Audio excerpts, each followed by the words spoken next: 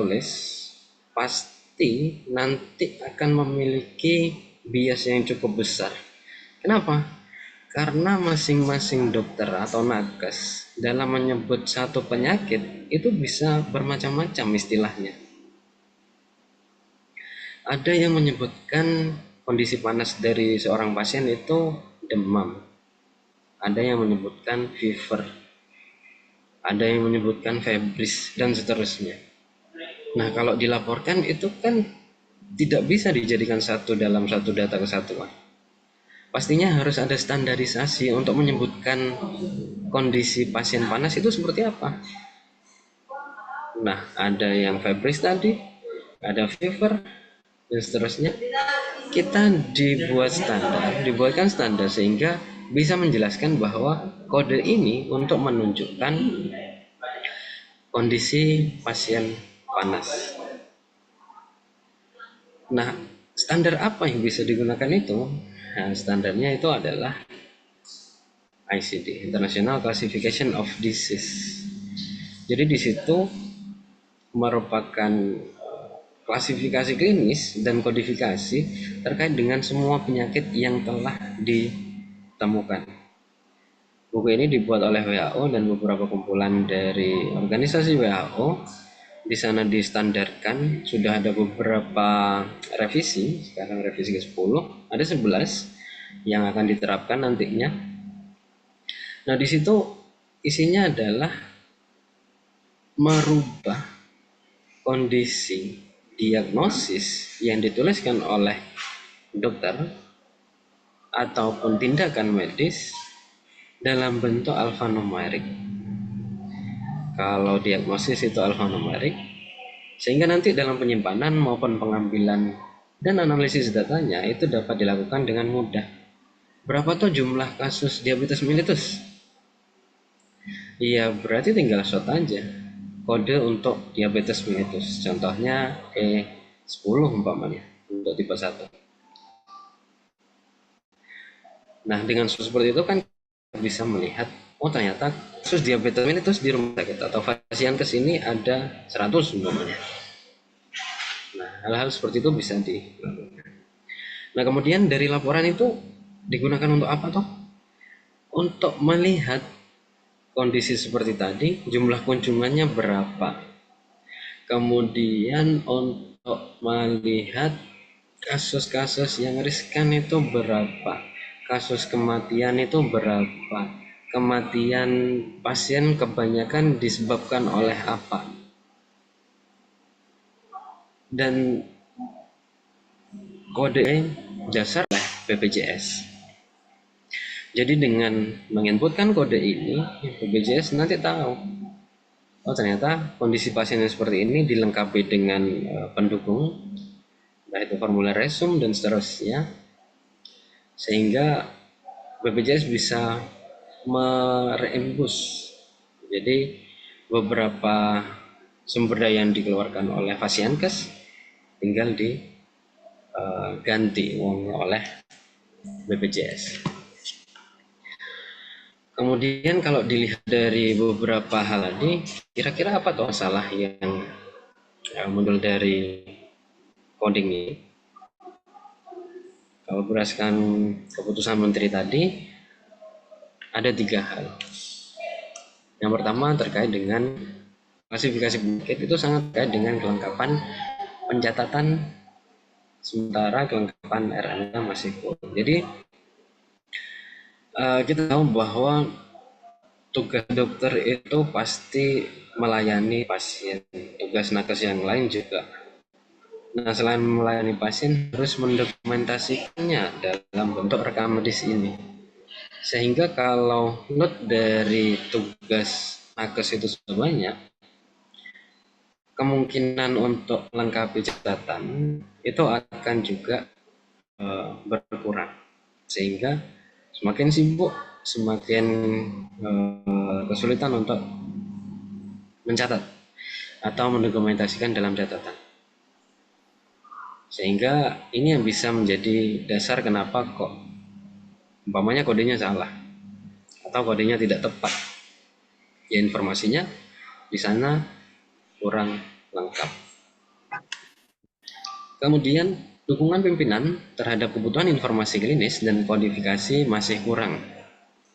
Bisa jadi eh, pimpinan di nakes di Fasiankes itu kurang melihat laporan-laporan yang dihasilkan dari coding. Umpamanya laporannya yang bisa dibuat untuk rumah sakit adalah RL. Di RL, di sistem informasi rumah sakit, di sana rumah sakit diwajibkan untuk membuat RL 4. Nah, RL 4 itu isinya tentang melaporkan data morbiditas dari pasien yang berkunjung di rumah sakit. Pasien yang demam berapa, pasien yang umpamanya stroke berapa, kasus jantung berapa, kasus paru berapa, dan seterusnya.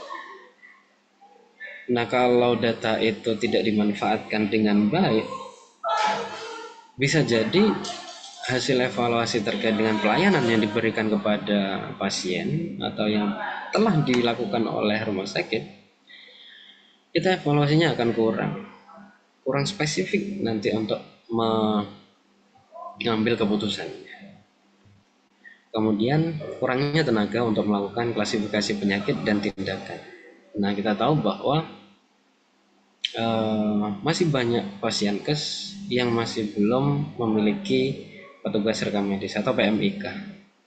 Dari situ berarti kan orang-orang yang memiliki kompeten terkait dengan coding itu kurang, sehingga hal ini bisa mendukung uh, pelayanan klasifikasi dan kodifikasi penyakit itu akan kurang juga. Atau bisa dilihat dari sudut pandang yang lain. Kalau dilihat dari sumber datanya tadi, kita bisa mendapatkan diagnosis itu dari rekam medis. Dilihat dari ringkasan masuk dan keluar. Di sana dilihat lagi ada spesifikasinya. Apakah tulisannya jelas? Kemudian apakah penggunaan simbol dan singkatannya itu sudah baku? Apakah ada dokumen pendukung atau formulir lain pendukung yang bisa memberikan informasi lebih detail terkait dengan diagnosis yang dituliskan? Nah, kalau dari beberapa hal tadi masih ada yang kurang, ya ada kemungkinan codingnya bisa salah. Kemudian dalam proses mengkode, menentukan kode itu ada berbagai macam aturannya. Yang aturan yang baku yang pasti kita mengidentifikasi, yang pertama identifikasi kasusnya seperti apa. Apakah dia itu cedera, apakah dia itu penyakit atau external cause. Dicari itemnya atau kata kunci, kita cari di ICD untuk menentukan kodenya. Nah, dari ICD kita bisa reseleksi di sana. Umpamanya saat kondisi tertentu yang menjadi pasien adalah pasien memiliki kebutuhan khusus atau pasien yang memiliki karakter khusus. Nah, kalau kita bicara tentang hipertensi umpamanya, hipertensi kodenya I10. Tetapi kalau hipertensi pada ibu hamil, itu kodenya bukan I lagi, tapi kodenya O, dan seterusnya. Atau saat melihat di rekam medis atau ringkasan masuk keluar, di sana dokternya menuliskannya tidak urut atau mengisi diagnosis utamanya itu masih tidak sesuai dengan pelayanan yang diberikan, sehingga kita dalam menentukan kode perlu melakukan reseleksi. Atau dalam menentukan kode utama dalam menunjang kematian pasien atau underlying cause of death. Bisa lagi dilihat dari pelaporan atau rekapitulasi yang dihasilkan oleh Fasiankes. Ada rumah sakit, yaitu di laporan SIRS, ada pelaporan di program khususnya puskesmas, atau bahkan pelaporan yang dilaporkan ke BPJS untuk reimburse, untuk klaim. Nah, dari beberapa hal tadi mungkin ada beberapa judul yang bisa kita ambil untuk penelitian, khususnya di coding.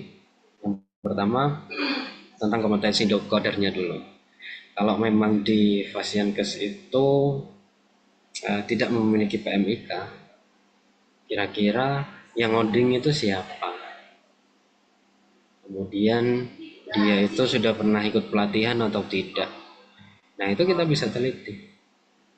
Kita bisa teliti penelitian kualitatif terkait dengan observasi itu. Kita lihat fenomena di sana untuk melihat apakah memang betul kompetensi coder di situ sudah mumpuni untuk melakukan coding. Yang kedua, Mohon maaf tinjauan Pak Purwanto, melaksanakan kode. waktunya tinggal 10 menit lagi ya Pak. Oke, baik. Terima kasih. Tinggal sedikit lagi. Atau bisa dilihat dari tinjauan penata laksanaan kode. Maksudnya, maksudnya adalah bagaimana proses mengkode di sana. Apakah sesuai dengan aturan yang ada di buku tadi, buku ICD, atau memiliki cara khusus untuk menemukan kodenya yang paling tepat, atau seperti apa? Nah, itu bisa diteliti juga. Yang ketiga terkait dengan SOP kode klinis. Umpamanya di sana ternyata masih ditemukan beberapa kode yang tidak tepat, kira-kira sudah ada SOP-nya atau tidak ya? Oh, kalau tidak, kira-kira SOP yang tepat untuk Vaskes itu seperti apa? Kita buatkan SOP dengan melihat nantinya dengan adanya SOP itu ada perubahan yang berarti atau tidak dalam menentukan kodenya. Oh, ternyata setelah ada SOP kodenya banyak yang tepat gitu. Itu bisa kita lakukan penelitian. Perancangan sistem kodifikasi. Nah, berkaitan dengan rekam medis elektronik, pastinya kita tahu bahwa sekarang sudah ada yang namanya elemen data, data dan seterusnya. Nah, di rumah sakit, di puskesmas atau di klinik, itu variabel datanya sudah sesuai dengan aturan tersebut atau tidak.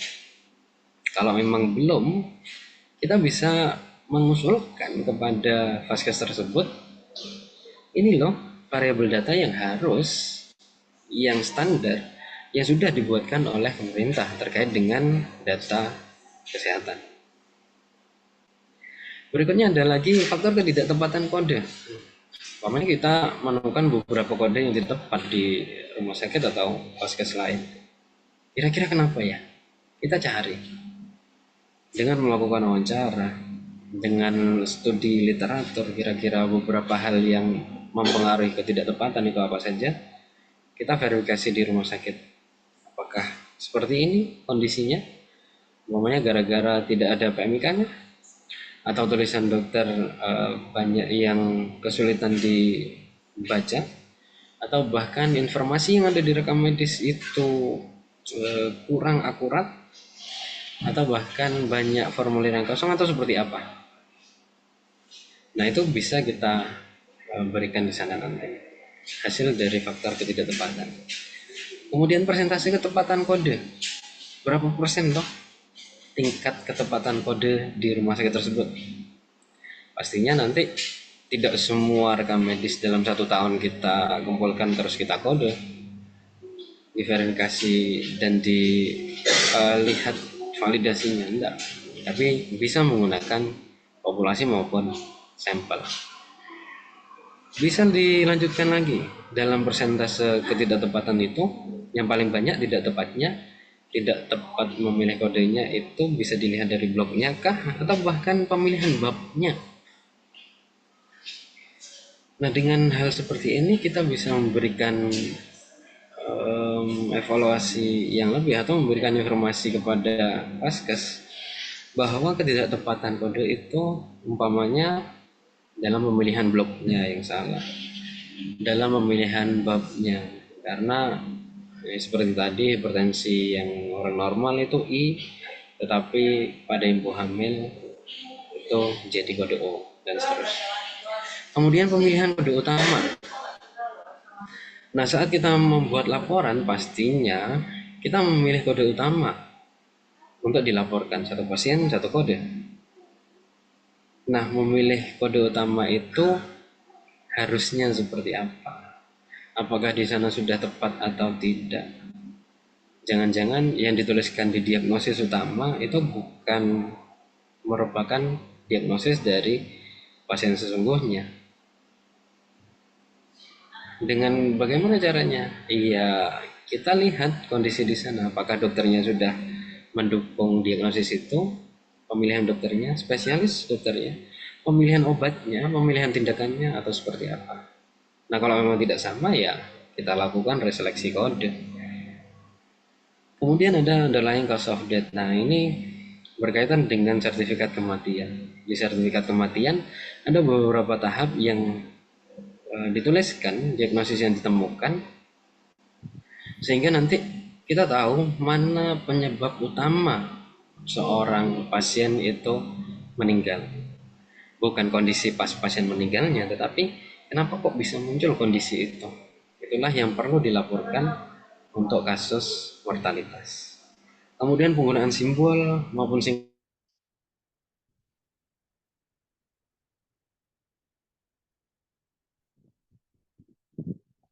kode antara yang dituliskan di rekam medis dengan yang dilaporkan ke BPJS, entah itu rekam medis kertas atau bahkan rekam medis elektronik. Terkadang rekam medis yang sudah dikode saat dimasukkan ke inasibijis atau di bagian BPJS ada perubahan kode, tetapi di RM kodenya tetap pakai kode yang lama. Nah, itu bisa kita jadikan bahan untuk penelitian. Mungkin beberapa hal terkait dengan penelitian coding itu yang bisa saya sampaikan. Nanti ada salah satu contoh untuk penelitian berkaitan dengan coding yang akan disampaikan oleh Kak Herlina. Nanti minta tolong Kak Herlina untuk menyampaikan kira-kira penelitian itu seperti apa, terus data yang diambil seperti apa, cara pengambilan datanya sampai ke eh, hasilnya nanti seperti apa. Mungkin seperti itu. Nanti dilanjutkan untuk sesi diskusi di akhir saja ya.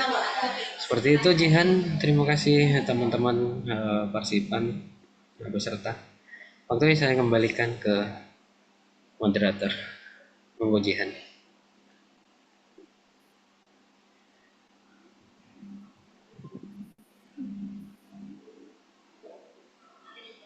Terima kasih Bapak Harinto untuk materi yang telah disampaikan barusan. Kita lanjut ke materi kedua, yaitu Kak Herlina Amelia untuk menyampaikan materi tentang analisis ketepatan kode diagnosis kasus persalinan pada pasien rawat inap. Waktu dan tempat saya persilakan. Sebelumnya saya izin untuk share screen.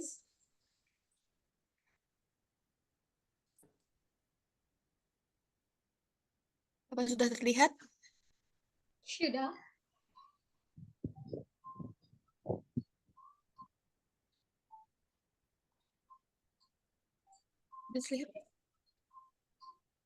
Sebelumnya di sini saya akan menyampaikan terkait dengan analisis ketepatan kode diagnosis kasus persalinan pada pasien rawat inap.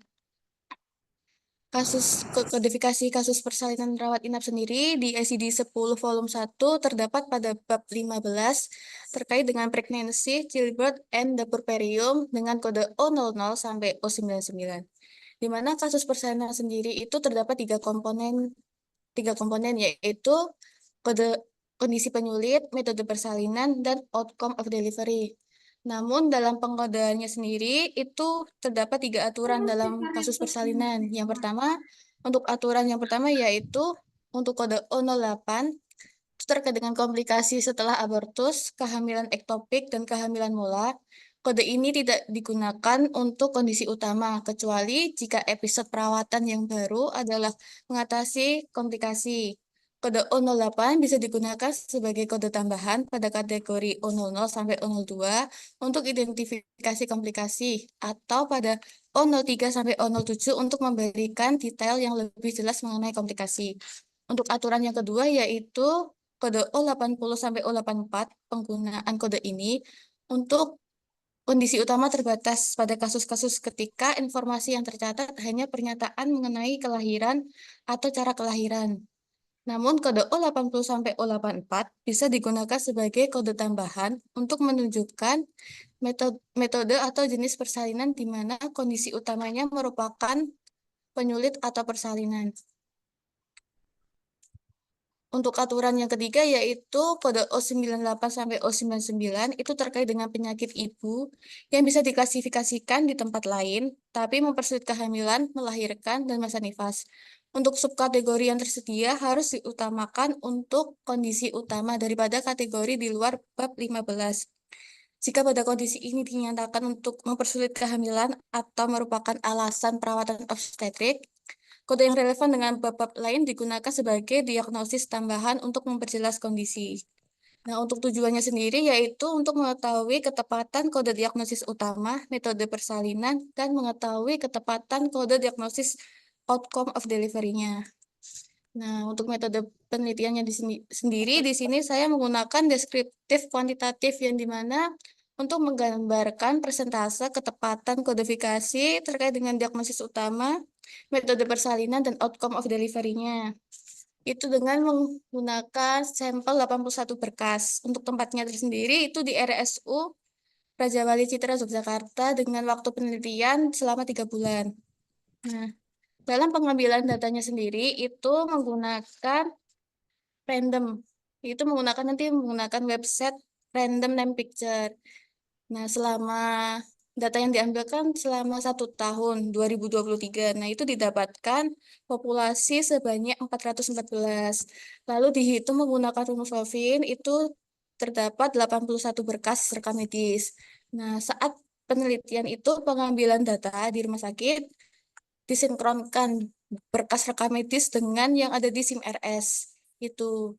Nah, data yang dilihat itu seperti resume medis, laporan operasi tindakan, sama persetujuan tindakan untuk melihat metode persalinannya.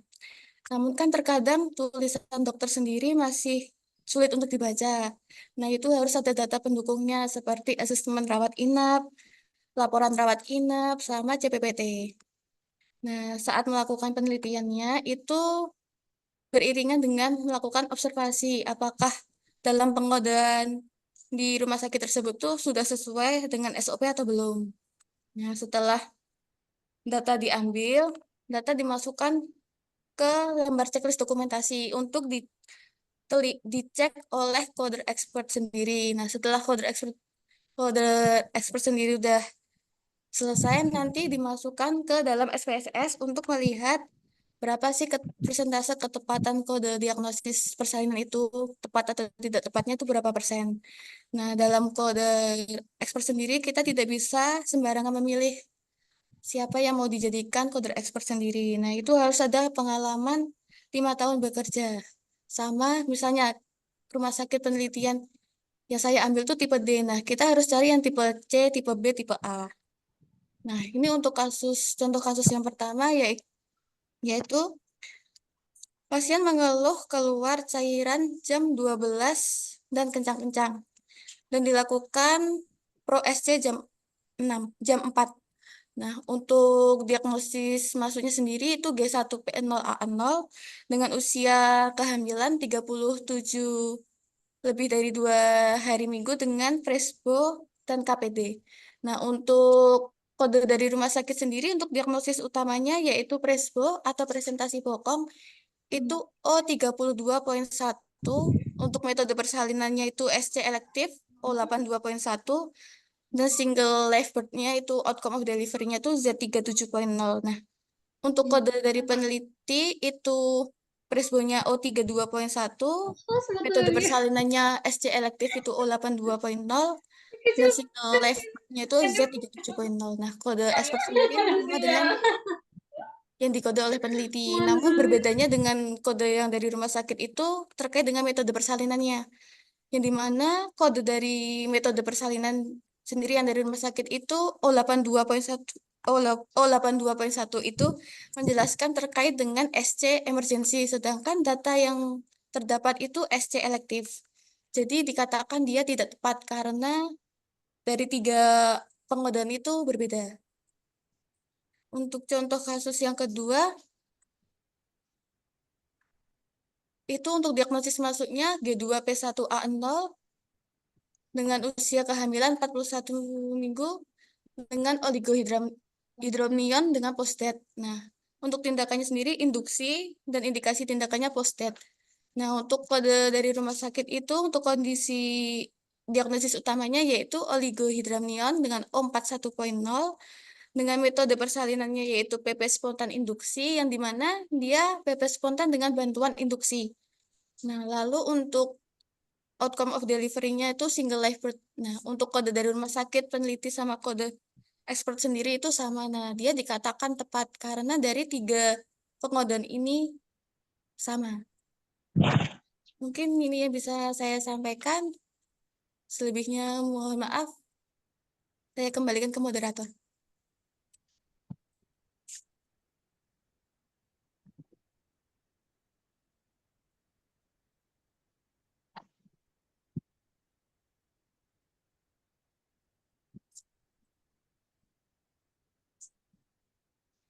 Terima kasih Kak Herlina untuk materi yang telah disampaikan barusan. Baiklah teman-teman, kita masuk ke sesi berikutnya yaitu sesi tanya jawab. Kepada teman-teman yang ingin bertanya boleh raise hand atau melalui kolom.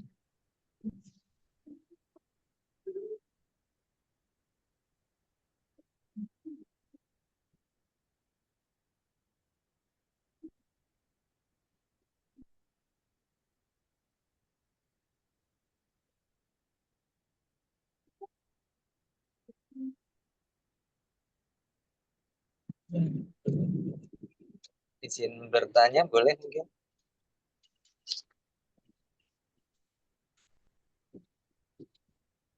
Halo?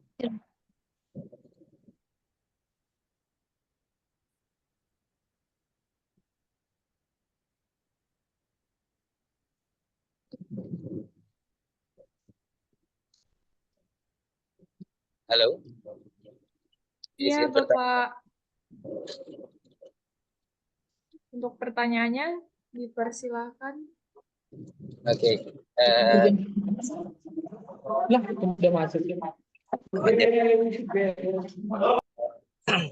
Yang ingin saya tanyakan adalah tadi terkait dengan kodifikasi ya. Itu kan ada kasus terutama yang di pemateri kedua itu menyampaikan kasus terkait dengan delivery. Nah, yang saya tanyakan adalah dengan penelitian kodifikasi, terutama bagi mahasiswa, apakah diperlukan verifikator untuk mengecek? Ini kan mahasiswa ngecek kodenya PMIK yang bekerja di suatu instansi kesehatan benar atau tidak, gitu ya. Terus dicek berapa persen yang benar, berapa persen yang tidak. Nah, apakah dibutuhkan verifikator untuk kode oleh mahasiswa yang diteliti, dan juga untuk verifikatornya itu dari mana? Apakah dari instansi yang sama? Karena kalau dari instansi yang sama, yang mengkode juga dari instansi tersebut, gitu. Atau dari instansi lain, gitu. Yang baik, yang seperti apa? Mungkin itu. Mungkin pertanyaan ditujukan ke Mas Rinto ya. Terima kasih. Oke, baik. Untuk pertanyaannya saya ulang kembali. Untuk materi yang kedua ya, Pak. Iya. Iya, mungkin langsung dijadi satu juga ada apa-apa. Jadi kepada Mas Rinto, baiknya untuk verifikator bagaimana? Apa perlu, dan kalau perlu siapa yang menjadi verifikator? Seperti itu. Oke. Pertanyaannya, dengan penelitian kodifikasi pada mahasiswa, apakah dibutuhkan verifikasi untuk mahasiswa dan apa instansinya? Begitu ya, Pak? Iya. Langsung saja Kak Herlina atau Pak Harinto bisa dijawab pertanyaan dari Bapak Ahmad Rusdi. Oke, mungkin saya mengawali dulu ya.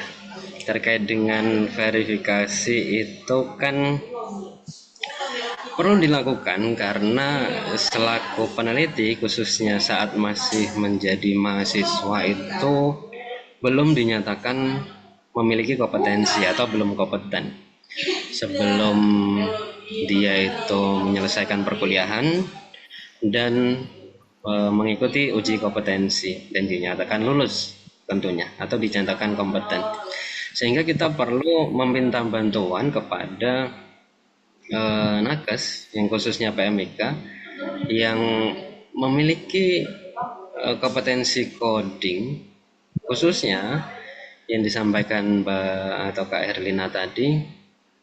Kalau memilih Vaskes ya Vaskes yang lebih tinggi, umpamanya kita penelitian di rumah sakit tipe C, jadi nanti kita minta validasi kepada nakes khususnya PMBK yang bekerja di rumah sakit tipe B atau bahkan tipe A dengan pastinya dengan pengalaman yang lebih dari 5 tahun khususnya, sehingga data-data yang kita berikan kepada verifikator nanti atau validator nanti itu sudah mereka pahami dan mereka sudah kompeten di sana karena sudah punya status sebagai PMIK dan sudah punya pengalaman kerja, atau bahkan rumah sakitnya sudah memiliki rumah sakit yang kelasnya lebih tinggi.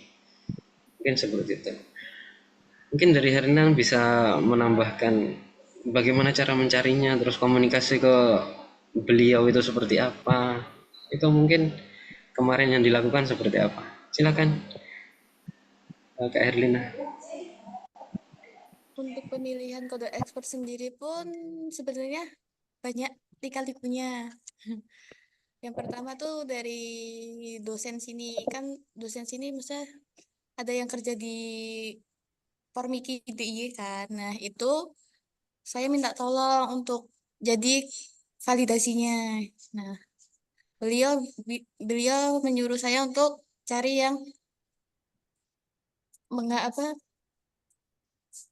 yang di kampus tapi yang sudah mempunyai pengalaman kerja di rumah sakit. Nah, itu kemarin minta tolong ke bapaknya. Banyaklah lika-liku ditolaknya sebenarnya.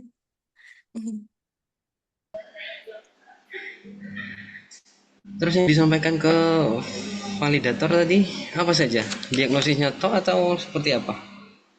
Bagaimana, Bapak? Yang disampaikan ke validator tadi atau verifikator, kita menyampaikan kode RS, terus kode kita, terus dinilai di sana benar atau tidak atau seperti apa? Nah, untuk yang diberikan kepada kode ekspor itu sendiri yaitu berupa data berkas rekam medis yang telah kita cari itu. Nah, sama lembar checklist dokumentasinya itu. Nah, setelah dicek kan harus dipilah-pilah dulu itu benar apa enggaknya. Nah, setelah itu baru dimasukkan dan diolah datanya. Mungkin seperti itu, moderator. Saya kembali.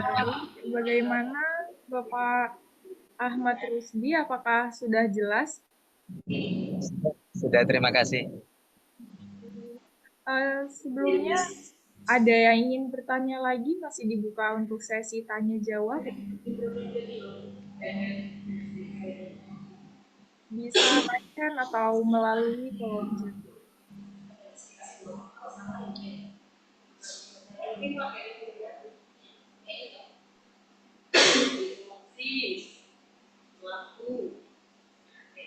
Atau mungkin dari Kak Herlina, kenapa kok milih judul coding kemarin? Kenapa kok tertarik? Mungkin bisa disampaikan. Karena dulu pernah PKL di rumah sakit tersebut. Nah, didapatkanlah permasalahan terkait dengan ketepatan kodifikasi kasus persalinan pada pasien rawat inap. Nah, dulunya sih ambil terkait dengan kasus kematian, tapi sama rumah sakit yang sebelumnya tuh ditolak. Nah, barulah pindah ke kasus persalinan. Oke, jadi seperti itu ya lika-liku dalam penelitian mahasiswa saat diterjunkan untuk PKL, entah itu magang, entah itu apa ya, berkunjung ke rumah sakit atau puskesmas ataupun yang lain, kita jeli-jeli saja untuk melihat apa toh yang sebenarnya terjadi di sana itu, khususnya di unit kerja rekam medis. Nah dari situ kita mungkin bisa menjadikan itu sebagai bahan untuk judul nantinya. Jadi kita di akhir tidak perlu mencari-cari judul lagi karena kita sudah tahu saat PKL itu atau saat magang itu, oh di sini pernah terjadi seperti ini yang tidak sesuai dengan teori umpamanya atau tidak sesuai dengan standar yang berlaku umpamanya. Nah itu kan sudah masalah sehingga kita tinggal melihatnya atau tinggal mencari jawaban dalam bentuk kualitatif atau kuantitatif tadi. Bisa dilihat dari fenomenanya kah atau apa saja yang bisa berhubungan atau mencari faktor itu juga bisa. Jadi manfaatkan untuk kegiatan-kegiatan yang di Fasiankes nantinya, entah itu saat PKL, magang, atau bahkan kunjungan seperti itu. Silahkan mungkin ada yang lain.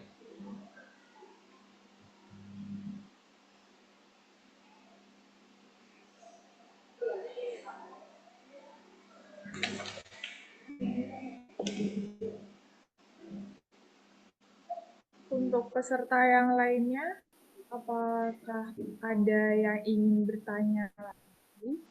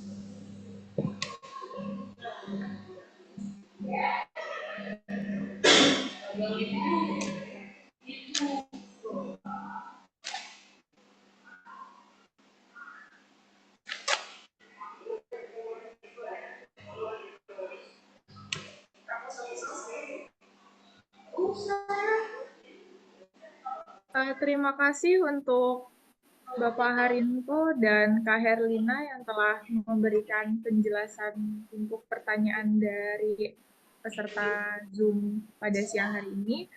Kita lanjutkan. Untuk saya sendiri, saya ingatkan kembali bagi peserta yang belum mengisi presensi, link presensi sudah kami sediakan di kolom chat. Baik.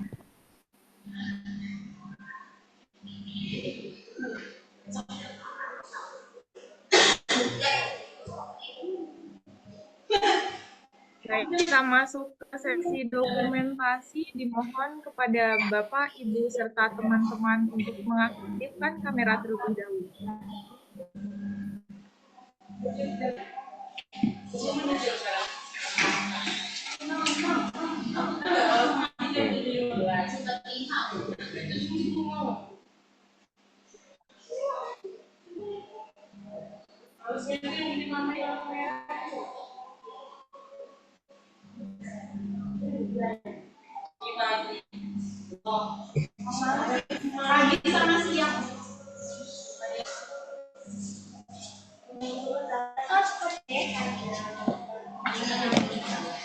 Diingatkan sekali lagi untuk yang kameranya masih dihentikan, mohon dihidupkan.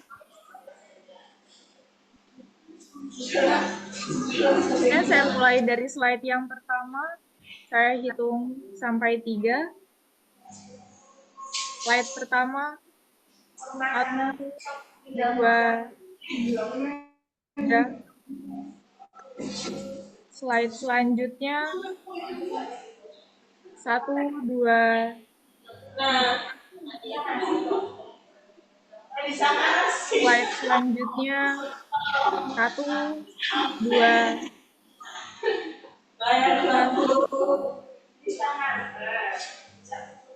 Slide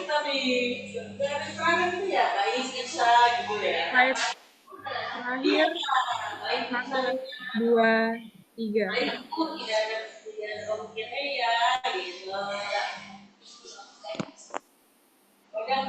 Baiklah, kita sudah di penghujung acara pada siang hari ini. Dimohon sebelumnya saya ucapkan terima kasih kepada Bapak Harinto Nurseha, SSI MKM,